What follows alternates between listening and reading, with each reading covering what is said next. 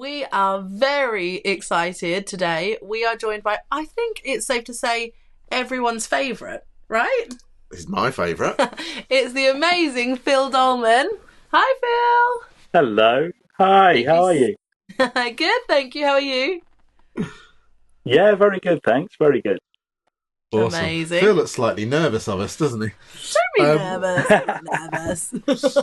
Can I tell a little story ever so quickly? So on our Friday show a couple of weeks ago, what were we doing where you did something on AI and you'd put in the names of the people? Oh, I was talking about Shriekfest.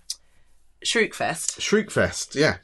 And you'd I created put in, this... headlining on the Friday night. Yeah, but AI decided to change it to Phil Coleman. Okay. It didn't like Phil Doleman, so it changed it to Phil Coleman, which we didn't realise until we were reading it out live. And I was like, and on the Friday night we've got Phil Coleman headlining. So on our Friday show a couple of weeks ago, effectively we called you Phil Coleman for most of the show just because we found it amusing. And Kevin kept calling you the Mustard Man and thought it was hilarious. I think it's a good that's absolutely fine. Mustard Man. Yeah. Anyway, so we've got a nice little interview today. We're going to play some dare darts as well in a little bit. Have we given Phil any background knowledge on dare darts? A little. Okay. A little. Just, yeah. I mean, there are forfeits as well. Oh, dear. So, we've got some questions first that we've been asking sort of all of our guests similar questions, haven't we? But let's see what Phil's answers are. All right, Okay. Here we go. So, basically, you're trapped on a desert island, and then we've got 3 very important questions relating to this, isolation. Yeah. I mean, what a bizarre way to start an interview. Look at Phil's face. He's like, what on earth? So, yeah, Right. you've been shipwrecked on this desert island. You've got one ukulele with you. Which would you want to be trapped with on a desert island? I mean, I should say my signature model one, of course, but I have just come into possession of an entirely carbon fibre instrument. Yes, I've seen this. Which, strikes me would be quite handy and durable on a desert island. I mean, it is essentially made the same way a canoe is. Wow. So, Yeah. So you could get off the island. Just as a Yeah. oar. Yeah, I could float off on it. Yeah. And so this is a cloth. Cloth? I don't know how to pronounce it properly, but yes, it's that one, yes. It's one of those. And is yours the baritone, the new baritone one? Yeah. Oh, very nice. You could definitely use that as a boat. Yeah. Soprano, not so much. Boat, a paddle, everything. It's ideal, isn't it? Yeah. Ideal. And how are you finding absolutely. it, Phil? How's you? Are you loving it? Absolutely love it. Yeah. It plays like a dream. Sounds just as good as my wooden instruments, which surprised me. Yeah. It doesn't sound at all plasticky. No, I was going to say, does it sound any different? Like, quality-wise, as good, but is there a difference in sound between carbon fibre? I keep doing it again. Carbon fibre. I can't get it right way around. Carbon fibre and wood. Yeah, I think it does sound a little different, but it's hard to put your finger on exactly what that is. But I think it's certainly got it's certainly got a sort of a ringiness to it, which is quite nice. Okay, so Phil's being trapped with his new cloth. I think it's cloth. Cloche is what you cut over food. That's a colosh. So there's a record player on this island. What is the one album that you would want to listen to? Oh, God. Doesn't have to be ukulele. So it could be anything. difficult. Could be anything. That is so difficult. If I can only have one, could it just sort of be like the complete workshop? Is that cheating? I'm going to say yes. I mean, it could be like a greatest a box set. Yeah. What are you going for? That's really tough, but I think I will probably go for right now. What I'm listening to all the time and never get tired of it is Tuba Skinny. Oh, okay. So any one of their albums would be fantastic. They're a New Orleans street band. Yeah. And they've been knocking around for well over 10 years. They've made loads of albums and they're absolutely fantastic. So I would probably go for anything King by Tuba Skinny. I'm gonna have a listen to those on my way home tonight. Now we're still on the desert island. Last desert island question. But this is the most important one, isn't it? Really, from if you've watched any of our shows, this is what we talk about the most. There's a chef on this desert island.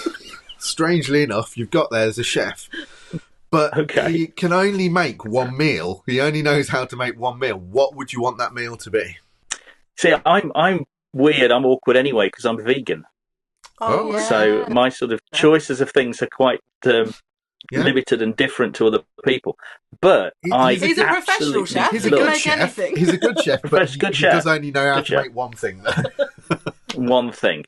Okay, then I think it would have to be my favourite kind of thing is burritos. I just love some kind of nice, good choice, vegan burrito. That would do me. That would do me. Yeah, amazing. No, I think that's a good choice. I'm going to add a quick desert island question in. Oh goodness, go rogue. There's a barman on this island. It's a very well equipped island, yet you are stranded. I'm liking this island. Yeah. What's I'm staying. One drink? What's for one drink? Oh, right. Alcoholic. It can be alcoholic. Yeah. Go for whatever you like. I know exactly what it is because very recently I went and spent a week in the Czech Republic at one of the ukulele retreats, and the beer there. I mean, the monastery that we were in brews its own beer, so I was literally spending a week in a brewery, and it was just fantastic. So that'd do me very nicely. Yeah. Oh.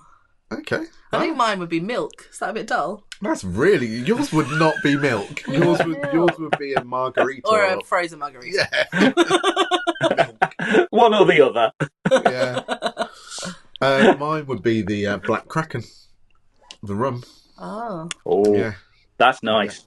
Yeah, I like that a lot. Right, anyway. We digress. Let's move on from food and drink because we could go on all day. Okay. Go on, you do the next one. So, if you could play a gig with any artist, dead or alive, doesn't have to be ukulele, who would you want to play with? Oh, right. I would go for Leon Redbone. Okay. Oh. So you're looking to blank faces. Yeah. Have you ever seen the movie Elf? Yeah. Multiple times. Santa! I know him!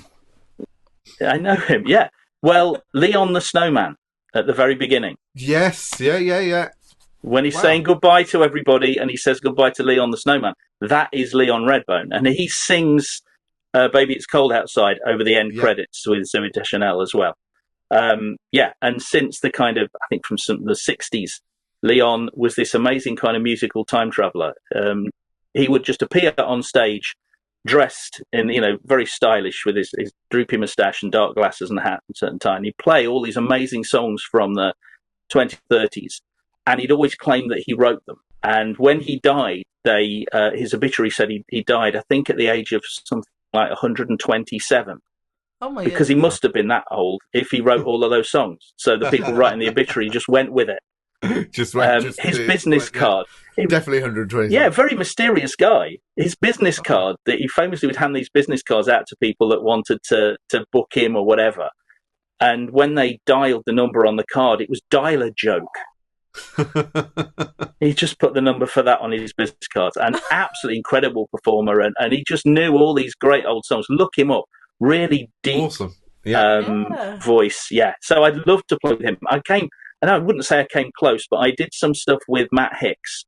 Yeah, some online collaborations, and he said, "Oh, I know this guy who's going to play drums with us, but he's going to play with like paintbrushes on a big decorator's paintbrushes on a suitcase." And he did that on one of the tracks that we did, and it sounded great. And that guy was Fritz Racer, who used to do exactly that with Leon Redbone. Oh, wow. He used to play the suitcase drum with him. But yeah, definitely, I would love to have played with Leon. But sadly, we lost him about 5 or 6 years ago now. That's an Phil's awesome got person. good answers, Phil's got hasn't he? brilliant answers. What's the one thing, if you could request anything on a tour rider, mine is always the red Skittles. Classic. I love the red Skittles, and I have done it a couple of times and managed to get them. But what's the one thing that you'd request on a tour rider? Or that you do request? I mean, I'm not. I think up there Phil's very easy going. Riders, Yeah, I'm very easy going. But I do like the idea of putting something on there that's so bizarre. Yeah. Just to see if people will do it. I do remember I've spent quite a bit of time with Dead Man's Uke and their previous incarnation as well, the Anything Goes Orchestra, and I believe they just added a tiny horse onto theirs. That's phenomenal. Just 3/4 of the way down the list. You know, you might get lucky. Yeah. So something like that, something really bizarre, something really unusual. Tiny horse. We're going to have to start doing that now. That's a brilliant idea. Yeah. We'll definitely do that. Oh, now this is a lot of people have a similar answer for this one. What is the one song that you never want to hear played on a ukulele again? I'm yours, Jason Mraz. Ah. Yeah. There's basically. Sorry. We're not going to name them because they'll come up in every. But there's 3 songs that are pretty much going to be one of those 3, and that's definitely one of them. Okay, what is your most memorable gig of all time, Phil? Oh, I've done a lot. This is a good interview, isn't it, Phil? You've never had an interview like this. It is. It's making me think. Well, I came to the horrific realisation that when we hit 2025, that's 40 years of gigging for me. Oh, you're going to do a 40th anniversary tour? When I was 2. I did my first gig when I was 2. We weren't even born, were we, Abby? Yeah, I should. I mean, I wasn't. Yeah, so over that period of time, goodness knows what would be the. It may well have been one of the ones that I did when I was with Ian Emerson as the re-entrance, when we did our rock ukulele duo thing. Yeah. And I think it wasn't necessarily a really special gig, but we were lucky enough to get picked up to support the Lancashire Hot Pots on tour. If you've ever come across them, they're still going, great comedy band. And they were just getting big and starting to go into big theatres, and they booked us for a place in Preston called 53 Degrees, which is this huge box of a venue. It's kind of like the student-y venue. Yeah. And you were miles away from the stage, and you were sort of behind this door in this breeze block corridor, and this guy with a radio at some point would just go, okay, go, and open the door, and we would have to go through. And I just remember seeing the mic stands look like they were about 100 yards away. It was a big stage and pitch black. And so the 2 of us walked up to these, and we just started doing the show. We've got lights in our eyes, all the usual stuff. And we used to do Ace of Spades all the time. And when you get to that ending of Ace of Spades, the lighting engineer hit the lights. So we went, dun, dun, dun. And on that last chord, the lights all came on and revealed, 800 or 900 people. And at this point, we'd only really played pubs. Oh, wow. And so the lights came on, and we both sort of went and looked at each other. And then they went off again, and we just tried to forget about it and do the rest of the show. But that was like, oh, this feels proper rock and roll, this stuff, big crowd. So, yeah, that might, just for that moment, that might be it. Oh, I love that. Brilliant. Yeah. A similar question. Has anything embarrassing ever happened to you on stage? I'm pretty hard to embarrass. On stage, don't you? Let's go for that. Nothing physical like that. But I think probably again, this would have been with Ian. We were booked to do a festival in the middle of a field, and it was dark. And there was no stage. We got there, and it was the second stage at this festival. And the PA was still in bits, and it was just on the grass, and it was in the beer tent. And we set the PA up because no one was coming, so we put it together and plugged it all in. And a guy came, made sure everything worked, wrote down his phone number, and stuck it on the mixer, and just went, "If there's a problem, just give me a call." In the gig, and he left. And I looked at this phone number, and because it was a fairly local festival to here, I realised this was not a mobile number. This was a number in 2 towns away. He'd gone home. And we did the first song, and then the generator, wherever that was, just blew. The whole thing went completely pitch black, and the sound went off. And all they had were little glow sticks around this bar that you could see by. The very drunk audience then started to shout for music, not understanding that it had all gone. And some of them started pushing their way onto the non-existent stage because we were on the flat, grabbing microphones and trying to make the music happen themselves. And so what we did was, because none of this equipment was ours, we put our ukes back in the cases and we picked up our cables and stuffed them in our pockets, and we commando crawled out of the back of the tent in the dark. Goodness. We literally went under the tent and then we ran away and got in the car and drove home, having played 1.5 songs. So that was not my finest moment, just running across a field away from drunk people. But in those situations, survival instinct kicks in, I think. Yeah, no, that's a good answer. We'll have to change that question to what's your most terrifying thing.